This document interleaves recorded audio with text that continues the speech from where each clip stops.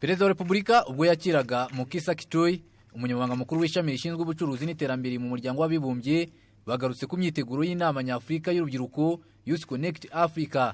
Perezida wa Repubulika yasabye ko muri iyi nama uyu muryango wa UNECTAD wazatumira abashoramari bakora ubucuruzi bwifashisha ikoranabuhanga hagamijwe guteza imbere urubyiruko rwa Afrika. Mukisa Kitui atangaza ko ibi yabyemereye umukuru w'igihugu. I will be coming with the special envoy of UNCTAD with the founder. Ubwanjye nzazanzanye n'umuntu udasanzwe washinze akaba n'umuyobozi wa Alibaba, akaba ari Jack Ma. Urabizi ko Jack Ma ni umuntu wageze kuri mu bijyanye n'ikoranabuhanga ku rwego rw'isi.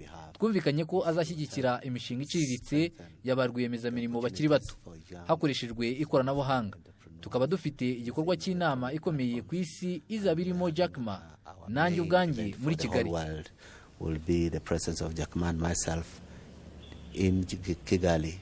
Minisitiri w'ubucuruzi n'inganda n'ibikorwa by'umuryango wa Afrika y'Iburasirazuba François Kanimba avuga ko kuba u Rwanda ruzakira inama ya Youth Connect UNECTAD ibifitemo uruhare ko ari amahirwe ku Rwanda.